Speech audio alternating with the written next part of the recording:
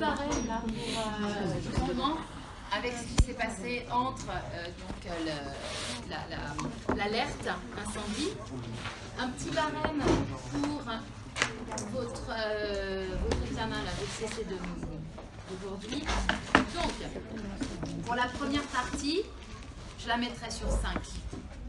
Pour les exercices, je compterai aussi sur 5. Les exercices et les activités que vous avez proposées. Pour la cohérence entre les parties 1 et 2, ça aussi je mettrai sur 5. Et la langue, c'est-à-dire la clarté du propos, votre orthographe, votre grammaire, votre syntaxe, ça sera également sur 5. Et les limites, ça sera un bonus de 1 ou 2 points. Je verrai encore. Je verrai en fonction. J'ai pas trouvé, j'ai rien. Moi, je ne peux pas prendre la note d'orthographe. Ça se fait pas de prendre ça en compte. Voilà. Est-ce que j'ai bien toutes les copies? Est-ce que vous m'avez bien compris? Oui. J'ai une question qui peut intéresser d'autres personnes.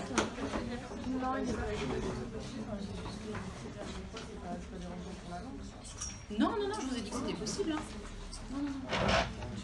Est-ce qu'il y a d'autres questions? C'est bon? Alors, je vous avais demandé pour aujourd'hui de lire le CECRL et j'avais mis donc sur Arch les deux versions, c'est-à-dire la version française et la version anglaise. Et je voulais qu'on commence par ça justement, parce qu'aujourd'hui, je voulais aborder 2 points. Je pense que je vais pouvoir aborder que le CECRL. Et je vais vous dire à l'oral tout ce que j'avais prévu de vous dire et de vous projeter. Ça va être un peu pénible. Et on va faire comme ça. Alors, je voulais qu'on parle dans un premier temps du cadre européen de référence pour les langues et dans un second temps du e-portfolio. Comme vous le savez, vous n'êtes pas impacté, vous n'êtes pas vraiment concerné par le portfolio. C'est le cas ou pas? Est-ce qu'on vous en a parlé ou pas?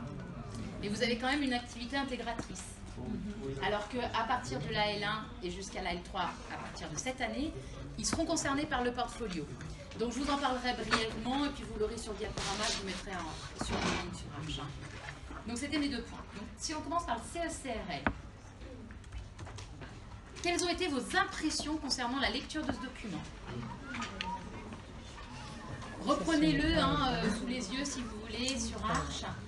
Donc le cadre européen de référence, le cadre européen commun de référence pour les langues. Qu'est-ce que vous avez retenu? Ce que je vais faire, je vais prendre votre tableau.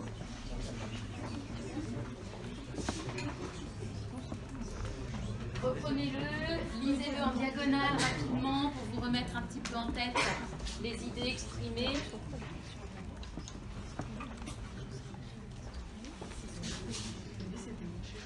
D'accord, il n'y a même pas de lumière.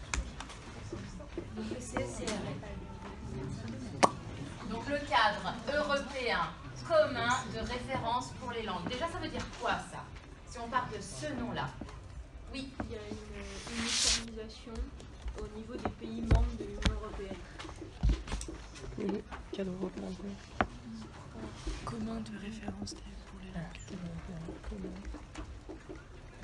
Ok. Une uniformisation pour les membres de l'Union européenne. Quoi d'autre? Qu'est-ce que ça vous évoque d'autre? CECRL. Cadre européen commun de référence pour les langues. Vos idées? C'est un document sur lequel on doit s'appuyer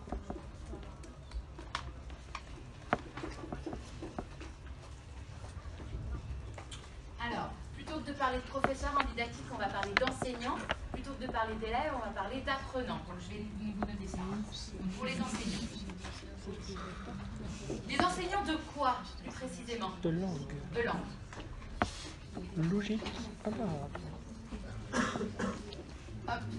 Avec un S parce que ce n'est pas seulement l'anglais qui est concerné. Ce sont toutes les langues vivantes étrangères.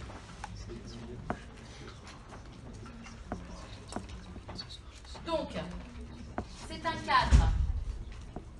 C'est-à-dire que ça nous donne des directives, des idées européens pour les membres de l'Union européenne, commun et référence parce qu'il y a une uniformisation qui est demandée, et pour les langues parce que ce sont des enseignants de langue qui sont concernés. Alors, suite à la lecture de ce document, qu'est-ce que vous en avez tiré? Pourquoi est-ce qu'à votre avis aujourd'hui, on a voulu uniformiser l'enseignement des langues au niveau européen. Ça part de quelle volonté? Faciliter la communication. Faciliter la communication.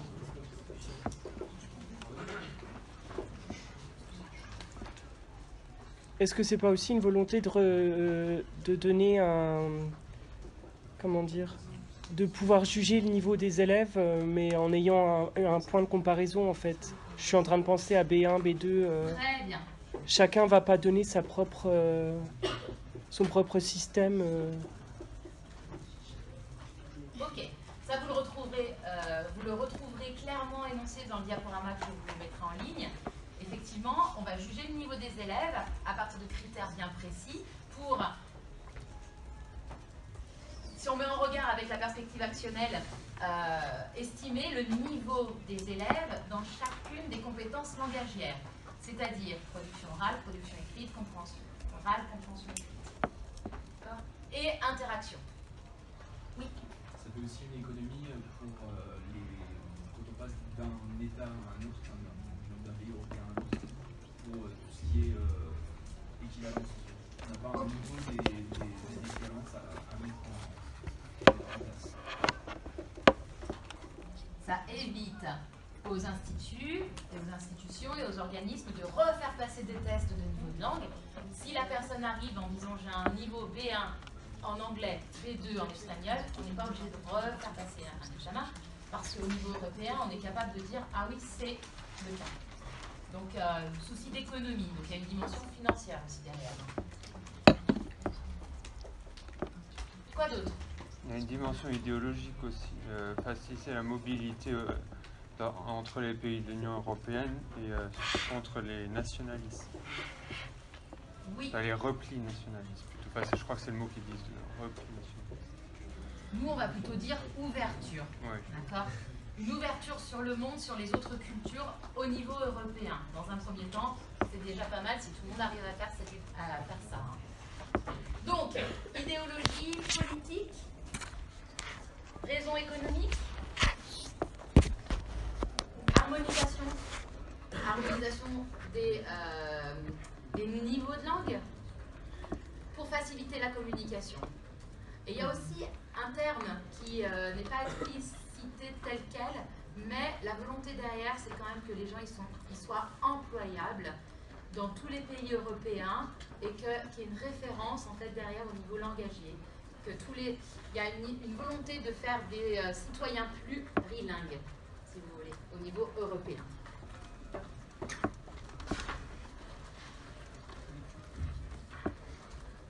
Alors, définition pour moi, hein. C'est un document politique qui est le fruit d'une concertation entre membres du Conseil de l'Europe. Il remplace d'une certaine manière les textes de l'éducation nationale. Alors, dans une certaine mesure seulement, parce qu'on va voir qu'il y a quand même au niveau français des programmes à respecter. Et donc les programmes français ne sont pas les mêmes programmes qu'en Finlande. Okay? Donc au niveau européen, on essaye de faire une espèce d'harmonisation au niveau des apprenants et au niveau des enseignants et des enseignements. Ensuite, c'est au niveau local que ça se passe, c'est-à-dire au niveau du pays. Oui. C'est ça. On a le contour qui est bien défini au niveau européen, mais l'intérieur, chaque pays peut décider de... Voilà, c'est ça. Est-ce que ça correspond un peu au système PISA? Oui, c'est en lien. Ça nous permet d'avoir des indicateurs sur lesquels on peut comparer, parce qu'il faut comparer ce qui est comparable. Et donc si on a des divergences entre pays, on ne peut pas avoir le même indicateur en fait. Donc il concourt à l'objectif général du Conseil de l'Europe qui est de parvenir à une plus grande unité parmi ses membres et atteindre ce but par l'adoption d'une démarche commune dans le domaine langagier mais aussi culturel. C'est pour ça que de plus en plus, on va dire que les enseignants de langue sont des enseignants de langue et de culture étrangère. Le CE-CRL a des objectifs bien affichés. Premier objectif, préserver la diversité linguistique. Faciliter la communication et les échanges au sein de l'Europe. Donner les moyens nécessaires à l'apprentissage des langues. Mieux comprendre le mode de vie et la mentalité d'autres peuples et leur patrimoine culturel. on a l'idée d'ouverture dont on parlait tout à l'heure. Fournir un outil aux enseignants qui permette l'intégration de l'enseignement des langues en Europe. Ici, intégration, c'est... Alors, on a parlé d'uniformisation tout à l'heure, mais harmonisation plus précisément. Les objectifs centraux, je vous le disais tout à l'heure, c'est le plurilinguisme. On veut des gens plurilingues, pas seulement bilingues, c'est-à-dire votre langue maternelle plus l'anglais, mais on veut des gens qui parlent plusieurs langues. Compétence qui tient compte de tous les acquis linguistiques en vue d'échanges multilingues. Et c'est pour ça, c'est la raison pour laquelle on a eu cette idée du e-portfolio européen. Alors, ce e-portfolio européen, il est beau sur le papier. Vous allez voir, il est en plusieurs parties. Mais quand on essaye de trouver des exemples sur Internet, il n'y en a pas. Moi, ce qui me fait dire que c'est trop lourd, c'est un document qui est utopique. Ce serait l'idéal si chaque citoyen européen pouvait avoir un e-portfolio européen des langues. C'est-à-dire que pour chaque langue, vous donnez votre niveau dans toutes les compétences langagières, dans toutes les capacités langagières, et qu'en plus, vous adossiez ça à ce document des productions, des choses que vous avez produites dans toutes les langues. Par exemple, vous avez votre CV en anglais, en espagnol, en italien, etc. Hop, vous le mettez dans le e-portfolio pour dire, voilà, je suis employable dans toute l'Europe. Donc c'est un document, ça part d'une très bonne volonté, mais il est vraiment difficile à réaliser et je vous dis encore une fois, il n'y en a pas vraiment d'exemple sur Internet. Et l'objectif, deuxième objectif du CECRL, c'est l'interculturalité. Je cite page 9, dans une approche interculturelle, l'objectif essentiel de l'enseignement des langues est de favoriser le développement harmonieux de la personnalité de l'apprenant et de son identité, en réponse à l'expérience enrichissante de l'altérité en matière de langue et de culture. Il revient aux enseignants et aux apprenants eux-mêmes de construire une personnalité saine et équilibrée à partir des éléments variés qui la composeront.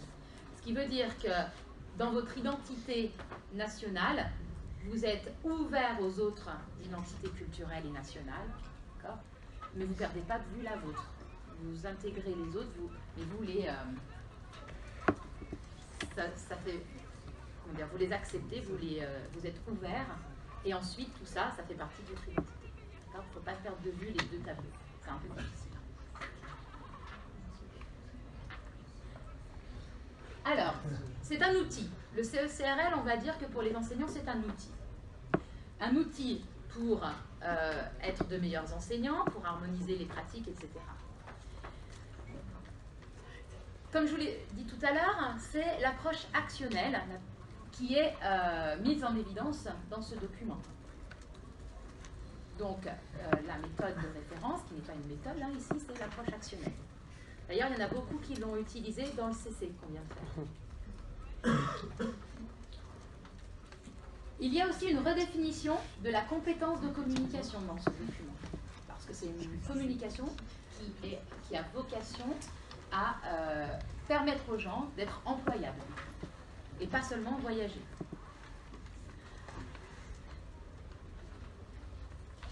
Un découpage de la compétence communicative en activités de communication langagière et une échelle de compétences langagières. Un référentiel, c'est ce que je viens de dire. Donc, un petit point bref sur la perspective actionnelle, comme elle l'est indiquée dans le CECRL. On nous dit la perspective privilégiée ici est très généralement aussi de type actionnel, en ce qu'elle considère avant tout l'usager et l'apprenant d'une langue comme des acteurs sociaux. Donc on a une centration sur l'apprenant. L'apprenant est un acteur social, ayant à accomplir des tâches, TBLT, j'ai vu aussi, j'ai vu passer, qui ne sont pas seulement langagières, dans des circonstances et un environnement donné, à l'intérieur d'un domaine d'action particulier. Si les actes de parole se réalisent dans des activités langagières, celles-ci s'inscrivent elles-mêmes à l'intérieur d'actions en contexte social qui seules leur donnent leur pleine signification.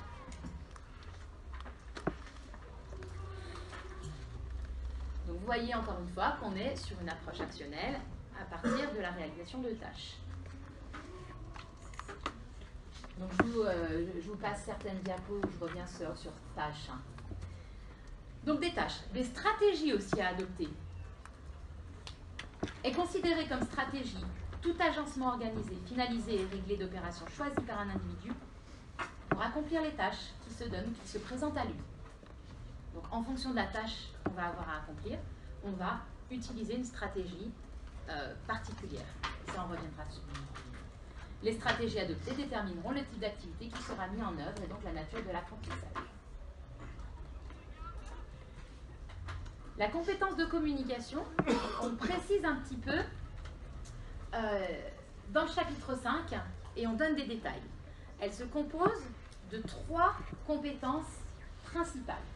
La compétence linguistique, la compétence sociolinguistique et la compétence pragmatique.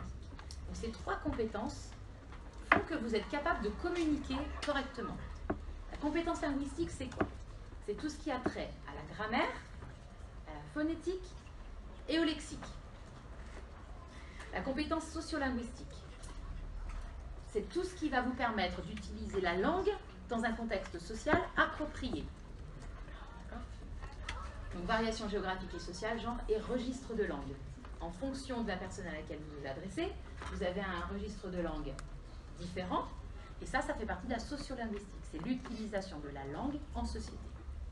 Et la compétence pragmatique, c'est la conscience de la force illocutoire et perlocutoire des énoncés, et on va inférer cette compétence pragmatique en fonction du type de discours, l'humour, la parodie, etc. Donc ce sera adapté. Donc pragmatique ici, c'est à comprendre aussi comme pratique, c'est-à-dire qu'on va utiliser la langue de manière appropriée pour quelque chose, pour atteindre un but bien défini. Cette compétence, elle est contextuelle. C'est-à-dire que les productions sont médiatisées par les contraintes situationnelles tout en contribuant à configurer ces situations. Donc c'est l'utilisation de la langue en contexte. Elle est collective, la compétence de communication. C'est-à-dire qu'elle est liée aux activités d'autrui et elle est contingente. Les compétences langagières et communicatives interagissent. C'est-à-dire que vous allez mettre en adéquation vos compétences langagières avec d'autres compétences pour communiquer. Donc les compétences langagières, mais aussi des compétences plus générales, comme la confiance en soi par exemple. Donc pour communiquer.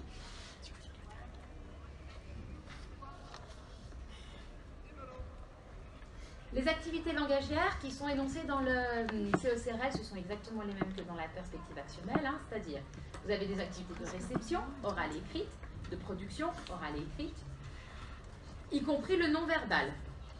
C'est-à-dire qu'on va travailler sur du verbal, du non-verbal, la gestualité, les mimes, etc.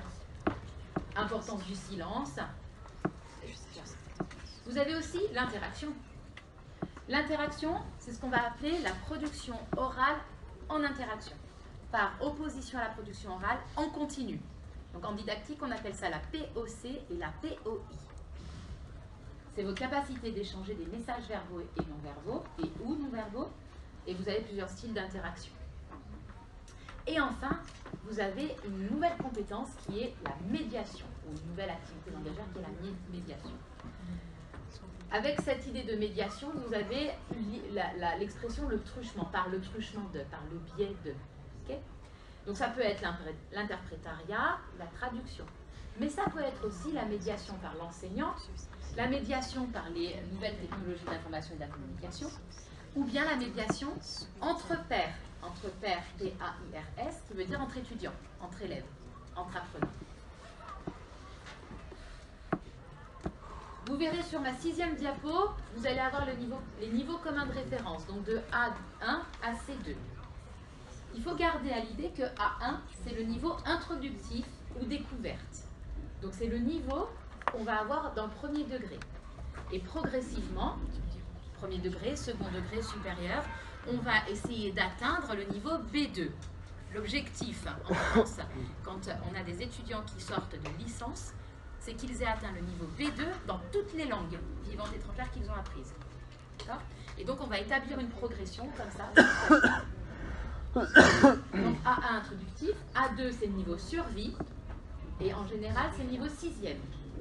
A2, 6e, 5e. B1, le niveau seuil, c'est le niveau qu'on va essayer de viser au lycée. Et dès qu'on passe, normalement au bac, on viserait le niveau B2, mais c'est très difficile. Et donc du coup, B1, B2, c'est le moment charnière entre la fin du lycée et le début de l'enseignement supérieur. Et dans l'enseignement supérieur, on vise B2. Si on va plus loin, tant mieux. Mais si on arrive à B2, c'est déjà pas mal, dans toutes les langues. Hein. B2, c'est réponse appropriée dans des situations courantes. C1, on est en situation d'autonomie, on est capable d'utiliser la langue de notre façon autonome. Et C2, on maîtrise. On n'est pas bilingue en C2, hein, mais on maîtrise. C'est plus que se débrouiller, hein, c'est une compétence opérationnelle globale, y compris dans tout ce qui est interculturel. Et on peut travailler, c'est un niveau professionnel. Voilà. On peut travailler dans la langue du pays avec un niveau C2. Après, vous avez tout un tas de certifications hein, qui vous permettent de voir quel niveau vous avez. Et, chose importante aussi, on peut très bien avoir des niveaux différents en fonction des activités langagières. C'est-à-dire que pour une langue donnée, vous pouvez très bien avoir le niveau B1 en expression écrite, par exemple, mais le niveau C2 en compréhension écrite.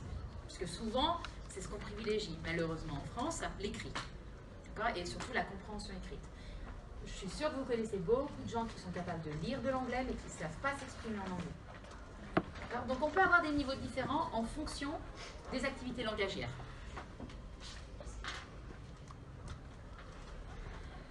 Diapo 18. Vous, ça sera sur PDF. Donc, page 18, vous allez avoir quel est votre niveau. Donc, j'aimerais que vous fassiez ce travail-là, c'est-à-dire essayer de déterminer votre niveau en fonction des descripteurs du CECRL.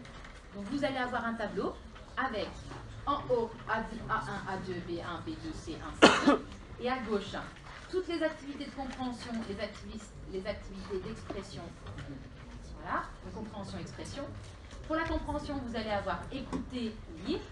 Et pour l'expression, vous allez avoir prendre part à une conversation, s'exprimer oralement continu, écrire. Et en fonction de ce que vous avez en face dans les cases, vous vous entourerez.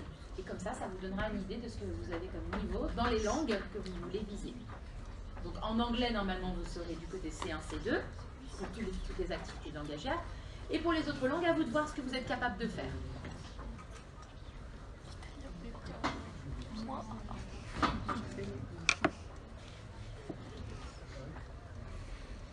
Alors, quelques petites réflexions méthodologiques. L'approche partage, en fait, elle est adossée à toutes les réflexions socio-constructivistes qu'on a eues sur la langue. C'est-à-dire que la langue se construit en société. C'est pour ça qu'on a cette dimension d'interaction, de contexte et d'environnement qui est hyper important. Et c'est rendu possible notamment grâce aux nouvelles technologies de l'information et de la communication, parce que ça nous donne accès à de plus en plus de documents authentiques qui nous permettent justement de vérifier si on a un niveau correct pour entendre quelque chose d'authentique.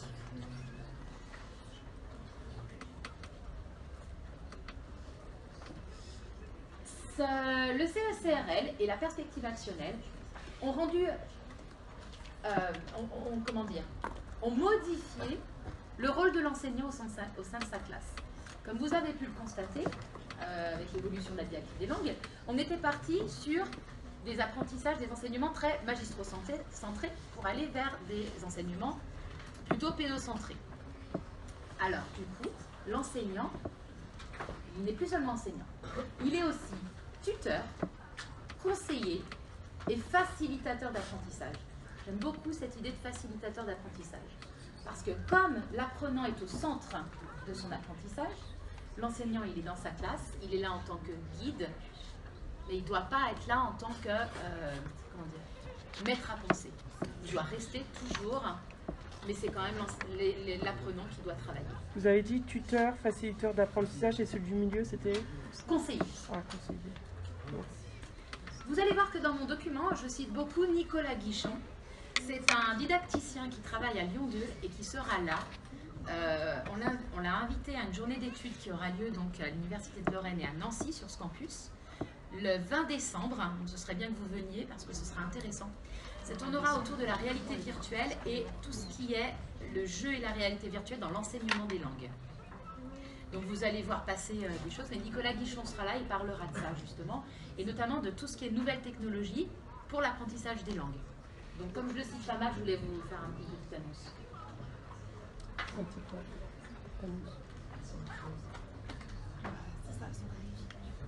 Petite annonce.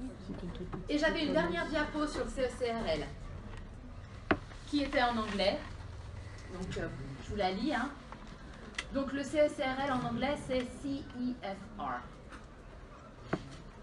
C'est Common European Framework of Reference. The CEFR considers fundamental concepts: validity, assessing what should be assessed, reliability and accuracy, feasibility, and it specifies the context, the criteria, the levels, and self-assessment. Donc l'auto-évaluation, hein, comme je vous l'ai dit tout à l'heure, avec la grille d'auto-évaluation. Voilà. Donc c'est quand même assez nouveau, c'est un document quand même qui permet d'avoir une référence, parce que c'est parti de l'idée qu'en France, on n'apprenait pas bien les langues, on n'enseignait pas bien les langues, ce qui n'est pas faux. On a eu du mal à rentrer dans l'approche communicative, on a encore du mal à rentrer dans la perspective actionnelle, ça commence, parce qu'on est quand même en 2018, donc ça commence à se faire, hein, mais ce n'est pas encore l'idéal.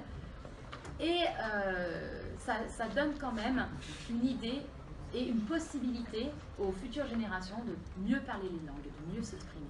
Parce qu'il y a un blocage qui est fait, il y a beaucoup trop d'écrits, pas assez d'oral. Et ça permet justement de ne pas souffrir de cette mauvaise réputation qu'on a eue, ou qu'on se donne à soi-même, et qui n'est pas forcément vraie, par rapport aux autres pays européens. On sait beaucoup la Finlande, l'Allemagne, où les langues sont mieux enseignées, et on a l'impression que les gens sont plus à l'aise avec les langues, ce qui n'est pas faux.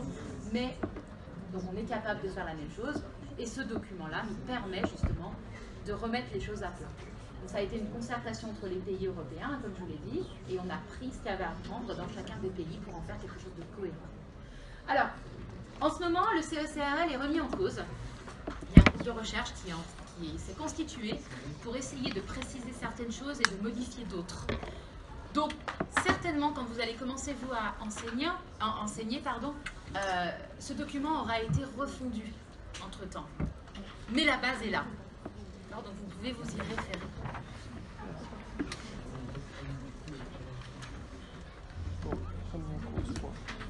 Et je termine sur le portfolio européen dont j'ai parlé un tout petit peu tout à l'heure. Donc vous allez avoir plein de diapos ou de pages qui sont en anglais. Je vous les lis, je vous lis la première hein, pour que vous ayez bien en tête l'objectif de ce portfolio européen. Donc, the European Language Portfolio aims to promote plurilingualism and the dialogue between people from different cultures. 2. Facilitate mobility in Europe by presenting language qualifications in a clear and comparable way. 3. Encourage lifelong autonomous learning. Cette idée sous-jacente qu'on apprend tout au long de sa vie et que c'est pas à la fin de l'université que tout s'arrête. Non, au contraire. Si vous avez envie d'apprendre une langue après, si vous avez besoin d'apprendre une langue pour votre travail, après c'est possible. Et vous pouvez toujours l'adosser à ce portfolio européen. 4. Promote self-assessment skills. Donc voilà, l'idée c'est qu'aussi vous êtes en auto-évaluation par rapport au prix que je vous ai donné tout à l'heure. And the awareness of personal linguistic and cultural resources.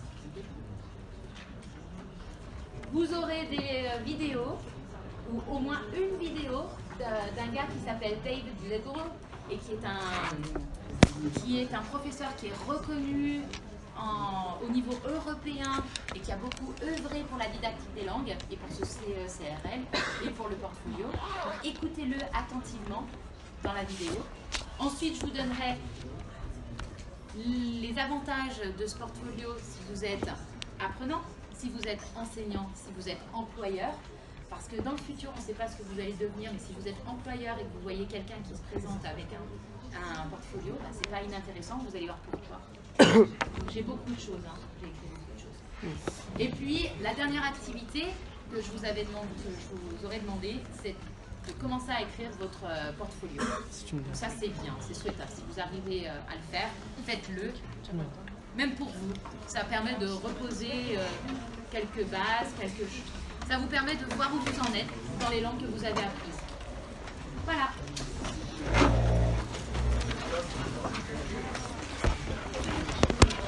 Je vais vous distribuer un document à lire pour la semaine prochaine. Ah bon?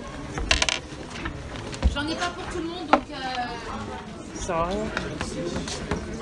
je le mettrai en ligne.